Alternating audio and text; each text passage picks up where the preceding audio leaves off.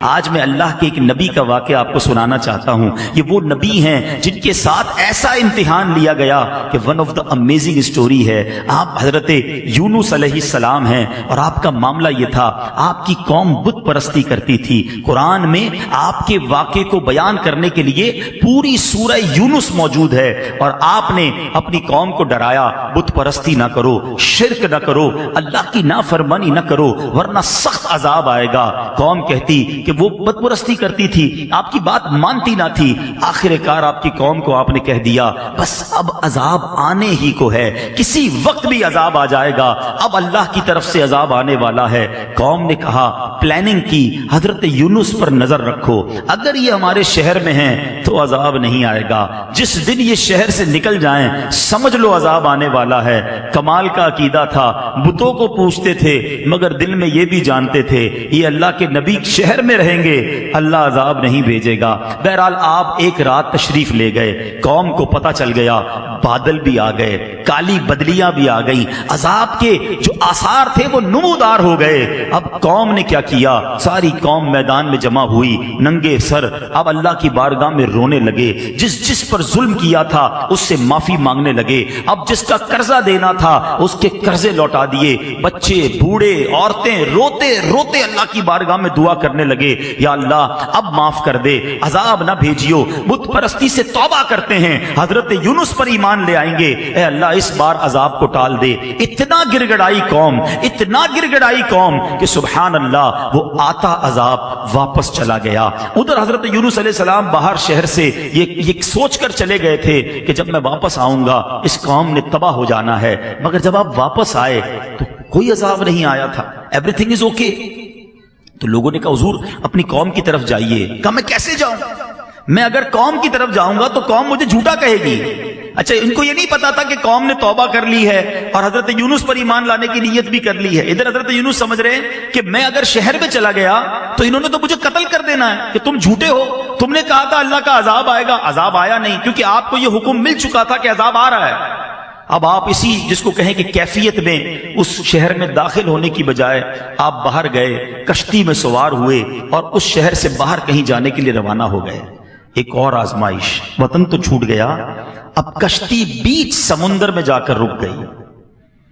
اب اس زمانے کی قوم کا ایک اصول تھا کہ جو بھاگا ہوا غلام ہوتا تھا نا، وہ جب کشتی کہیں رک جائے تو سمجھ لو اس کشتی میں کوئی بھاگا ہوا غلام ہے۔ اب انہوں نے کہا کون ہے، تو ایک قرآن دازی ڈالی گئی اور اس قرآن دازی میں حضرت یونس کا نام نکل آیا۔ بھری کشتی سے بیچ سمندر میں آپ کو انہوں نے دریا میں سمندر میں ڈال دیا۔ There is no life jacket on that time, کوئی لائف جیکٹ نہیں تھا، آپ کو سمندر میں ڈال دیا، کشتی آگے چلی گئی۔ اللہ کے نبی ہیں، آزمائش دیکھو، تو ایک بڑی سی مچھلی آئی اور حضرت یونس علیہ السلام کو اس نے نگل لیا۔ آزمائش پر ایک اور آزمائش، اللہ اکبر، مگر زباں پر شکوہ نہیں تھا، شکایت نہیں تھی کہ یا اللہ تیرا نبی اور میرا یہ حال۔ اللہ اکبر، آپ کی عاجزی دیکھیں، آپ نے اس مچھلی کے پیٹ میں وظیفہ کرنا شروع کر دیا، اور یہ کون سا وظیفہ تھا؟ لا الہ الا انت سبحانک انی کنت من الظالمین۔ جو آیت کریمہ ہم پڑھتے ہیں نا، یہ کہاں سے ملی ہے؟ یہ حضرت یونس علیہ السلام نے مچھلی کے پیٹ میں اس کا ورد کرنا شروع کر دیا۔ ایک عاجزی کا انداز تھا، ایک گر گڑانے کا انداز تھا، ایک توبہ کا انداز تھا۔ آپ پڑھتے رہے، مچھلی کے پیٹ میں رہے، کئی دن مچھلی کے پیٹ میں رہے۔ اس مچھلی نے آ کر کنارے پر آپ کو اگل دیا۔ اب جب آپ کنارے پر آئے، کمزور ہو چکے تھے، جلد بھی آپ کی بالکل نرم ہو چکی تھی، کھڑے ہونے کی بھی ہمت نہ تھی۔ اللہ کی شان دیکھیں، اللہ نے وہاں ایک کدو کی جو بیل تھی، ایک چھوٹا سا پودا آپ کے قریب اگ گیا، اسی سے آپ کو خوراک ملی، انرجی ملی، صحت ملی، اور کچھ دنوں کے بعد جب اپنے شہر آپ واپس آئے تو لوگوں نے آپ کو بڑی عزت کے ساتھ ویلکم کیا، آپ پر ایمان لائے اور ہنسی خوشی وہ زندگی گزارنے لگے۔ میرے میٹھے اسلامی بھائیوں، میں نے یہ واقعہ آج کیوں بیان کیا؟ There are two reason. پہلا ریزن تو یہ ہے کہ قرآن سے محبت بڑھے، لوگ تلاوت قرآن کریں، سمجھیں کہ اللہ نے کیسے کیسے واقعات۔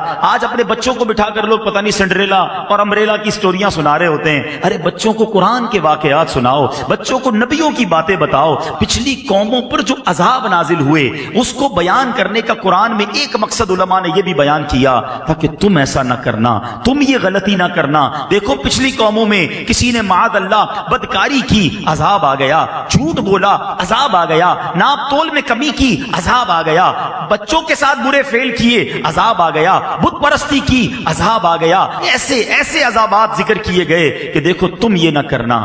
مگر آج ہم قرآن پڑھتے ہی نہیں ہیں تو سمجھیں گے کیسے کہ کیا کیا نہیں کرنا ہے؟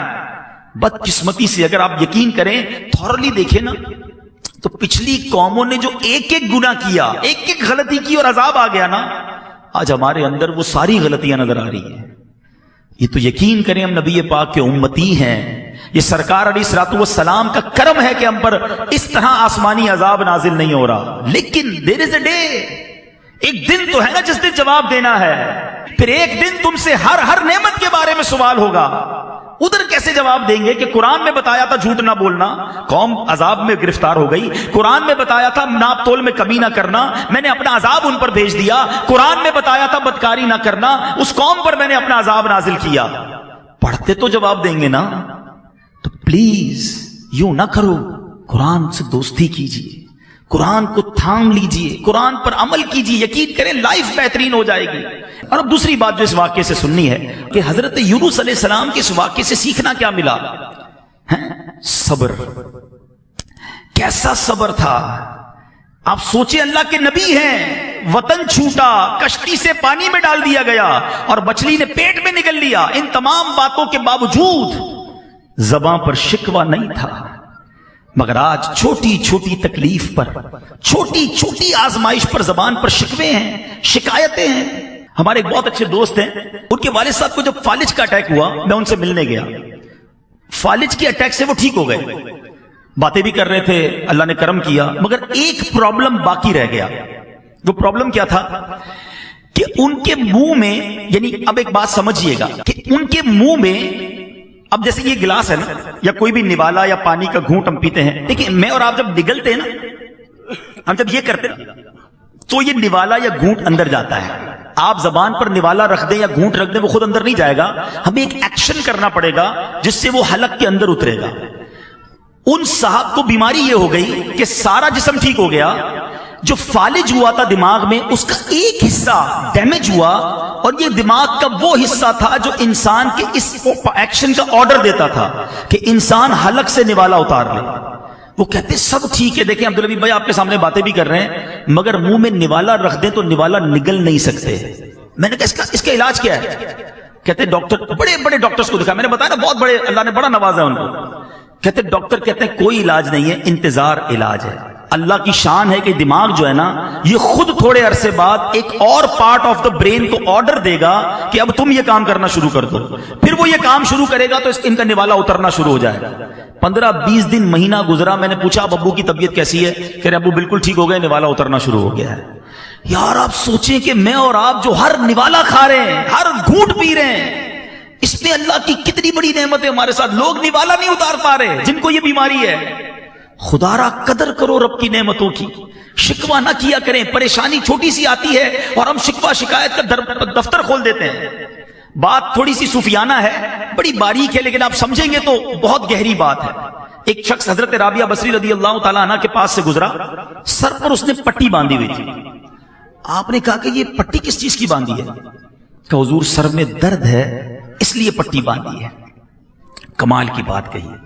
آپ کہتی ہیں آج سر میں درد ہوا ہے تو تکلیف کی پٹی باندھی ہے، جب اللہ نے صحت مند رکھا تھا تو صحت کی پٹی باندھی تھی۔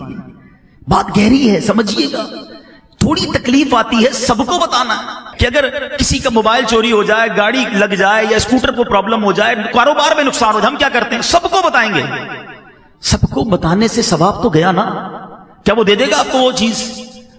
اچھا جب نفع ہوتا ہے، آج 5000 کا نقصان ہوا تو پورے شہر کو پتا چل گیا، پورے محلے کو پتا چل گیا۔